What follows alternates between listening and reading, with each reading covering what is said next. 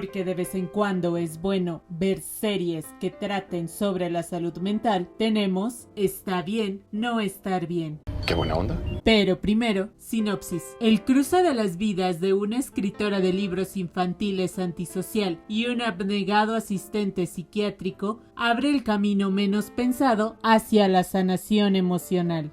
Bien pensado, Woody. Personajes: Koo Moon-yoon, Moon Gante, Nam Yuri, Moon Sante, entre otros. Y bueno, comenzamos como tal con la historia. ¿De qué trata? Bueno, Moon Gante resulta que es enfermero en una clínica psiquiátrica. Él ayuda como tal a los pacientes, pero tiene un pequeño detalle. Cada cierto tiempo él se muda a otra ciudad y por ende cambia de trabajo frecuentemente. Él tiene un hermano llamado Sangte, es su hermano mayor, sin embargo tiene autismo y eso de cierta forma le ha impedido realizar ciertas acciones, por lo que Gante se ha convertido en su cuidador, ya que no tienen a nadie más como familia. Eso sí, cada uno es muy hábil en su área, ya que por ejemplo, mientras Gante es muy bueno como cuidador, tenemos a Sangte, quien es muy buen ilustrador, además de que es súper fan de una escritora de cuentos. Esta escritora, Moon-yoon, resulta ser alguien que pronto se va a cruzar en sus vidas y claro, también con un pasado bastante estruendoso, nos va a llevar a este, digámoslo como viaje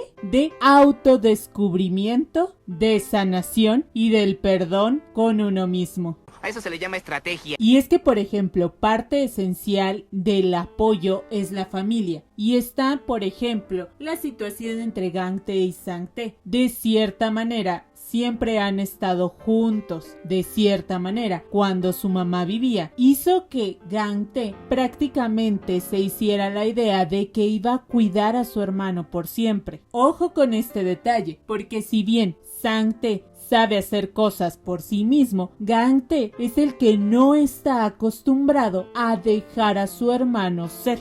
Se acostumbró a ser siempre su protector, que ojo, no creo que esté mal en ciertas circunstancias, pero cuando ya son adultos hay que empezar a dejar un poquito más. Eso sí, cabe mencionar que hay un amor incondicional, a pesar de que como toda relación familiar, en ocasiones pues hay discusiones. Oye, tranquilo viejo. El amigo de estos dos es otro caso, porque en su posición a él se le ocurrió la genial idea de estarlo siguiendo. ¿Qué quiere decir esto? Que cuando Gante se cambia de residencia, ahí está este bien solidario a hacer lo mismo y seguirlos, tan así que él trata de decirles que es como un hermano para ellos, aunque Gante lo entiende. Sangte no lo entiende de esa manera porque él solamente entiende el sentido literal. Sin embargo, esta persona se ha vuelto en una parte fundamental de apoyo y solidaridad como si fuese familia. ¿Acaso no lo viste venir? Por otro lado, creo que la relación más sana es la de Yuri con su mamá. ¿Por qué? Porque de cierta manera su mamá siempre estuvo ahí para Yuri. Si bien Yuri hace berrinches porque el amor que ella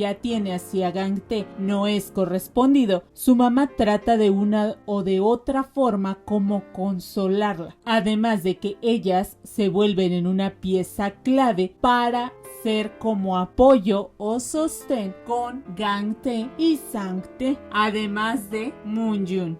Hiciste lo correcto, Bob. Pero quien de plano se vuelve en quien crea los traumas y no en quien ayuda a superarlos es la mamá de Moon-yoon, porque de verdad, obviamente esta persona sí tiene algo muy marcado en un ámbito psicológico y ni siquiera es algo positivo. Esta señora tal cual es como la villana de un cuento de hadas, así te lo marcan, y sus acciones sí son muy similares a. ¿Qué significa esto? Que que es la número 1 que debería de haber estado en el hospital psiquiátrico, pero como paciente, no como enfermera o como doctora. Además de que está tan obsesionada con su hija que de una u otra manera trata de hacerle la vida imposible. De hecho, fue tanto así que aunque desde niña ella no tuvo contacto con su madre, cada cierto tiempo tenía pesadillas o cuestiones de escuchar las famosas frases de su madre, lo cual en lugar de ayudar a salir adelante, obstaculizaban el quién era ella. ¡Eres un monstruo! Ahora, creo que un punto bastante marcado es el papel del cuidador, y nos lo marcan mucho con Gang Tae, porque además de dedicarse a eso de manera profesional, también lo tiene que hacer con su familia, en este caso con su hermano, y no lo idealizan como tal. También nos hacen ver el cansancio que tiene cuando una sola persona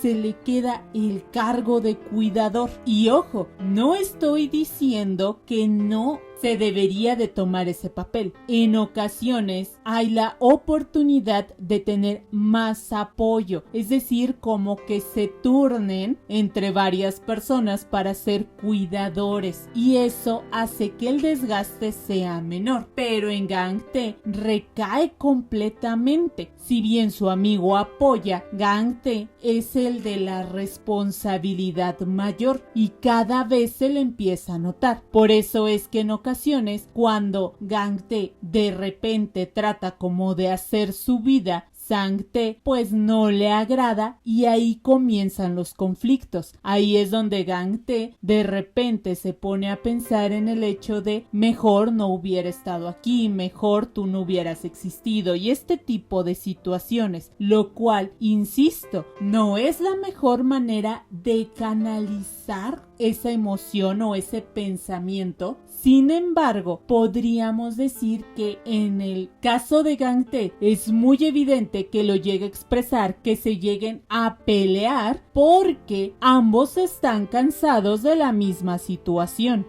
¡Ay, qué miedo! ¡Yo me voy! Un detalle más es la cuestión del amor. En este caso, pues ya sabemos, es Moonjun y Gang Tae. Sin embargo, la forma en cómo ella quiere estar con él, pues suena un poquito toxicona. También cabe aclarar la forma en cómo fue criada y los traumas que le dejó su mamá, lo que de cierta manera provoca que ella haga su propio caparazón y por eso se comporte de ciertas formas. Eso sí, creo un poquito en la frase el amor lo puede todo, pero más que nada porque al sentir amor, Gang Tae comienza a rebelarse y a querer hacer cosas por un sentimiento que él aprecia y que lo ve de manera positiva. Y algo similar pasa con Moonjun. ¡Ay, el amor! Y desde el título nos marca la salud mental y emocional. De hecho, nos muestran 2 o 3 casos dentro de la clínica en los cuales pues nos muestran que muchas de estas situaciones se pudieron haber evitado. ¿Cómo? Bueno, quitando esa parte de la represión y expresando sus emociones. Por ejemplo, está el hijo del político que nunca lo dejaron ser y que obviamente de repente tiene sus etapas maníacas y resulta ser que siempre quiso expresarse. O, ¿por qué no hablar del veterano de la guerra? Aquella persona que se guardó toda esa culpa y que después de tiempo comenzó a tener ataques de pánico debido a que no pudo liberar lo que hizo y lo que sintió. Y si bien nos ponen esos casos, también es muy evidente con Gang Tae que tiene una situación emocional bastante reprimida, lo cual el mismo director trata como de llevar a cabo un proceso con él, en pocas palabras, para que no termine siendo paciente también. Y nos muestra mediante Moonjun que es bueno expresarse, hablar sin importar lo que la gente diga, porque eso pasó desde el principio con el hijo consejo del político, ya que ella lo ayudó y a partir de ahí, curiosamente, tuvo resultados positivos esta persona. Y claro, Moon-jun no se salva para nada. ¿Por qué? Porque, repito, ella hizo como ese caparazón y entonces es complicado para ella expresar cierto tipo de emociones. Siempre se muestra con una cara muy fría, dura, como de yo puedo con todo, cuando en realidad es bastante frágil, pero tiene sentido, repito, debido a su pasado.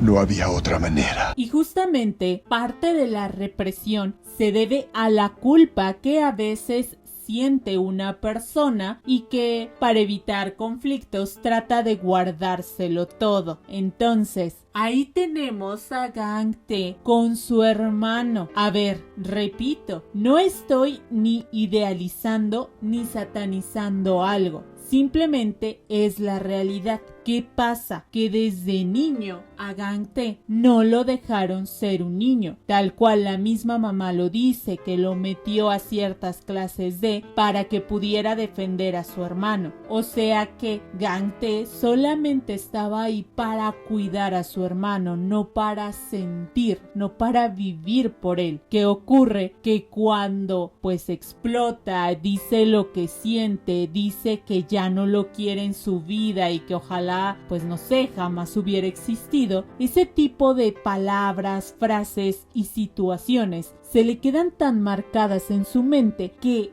después del fallecimiento de su mamá, Gang-tae decide completamente hacerse cargo de su hermano. Y ojo, no es que no lo quiera, pero siente la responsabilidad, como si hubiese sido su culpa que su mamá dejara de existir, como si hubiese sido su culpa que hubiesen pasado muchas situaciones. Vamos a ser realistas y repito, el papel del cuidador llega a ser bastante cansado y a veces es recomendable, o más bien prácticamente siempre es recomendable, llevar un proceso terapéutico también para poder canalizar toda esa energía de la mejor manera y de preferencia que no sea uno solo el que tenga toda la carga del cuidador. En el caso de Gang-tae, pues no lleva nada de esto. Si bien es un especialista en la salud, no lleva un proceso para él mismo, lo cual hace que siga acumulando esa culpa. ¿Quieres que me ponga rudo? Y es que algo que se muestra mucho en la personalidad de Gang-tae es justamente esa represión, y cuando reprime tanto, oculta quién es en realidad. Por ejemplo, los pacientes le llegaron a decir que su sonrisa parecía como del Guasón o del Joker, ya que resulta que Gang-tae fingía la sonrisa para que los pacientes vieran que estaba bien y que no pasaba nada. Sin embargo, los pacientes se daban cuenta que obviamente estaba fingiendo. Cuando conoce a Moon-jun y cuando esta relación va avanzando cada vez más, digamos que el amor llega a Gang-tae y la forma en cómo sonríe es bastante diferente, es natural, lo que nos hace pues darnos cuenta que en realidad a veces es malo ocultar nuestro verdadero sentir. Y es que también otro detallito con Gang-tae es que era tanta su represión que ya estaba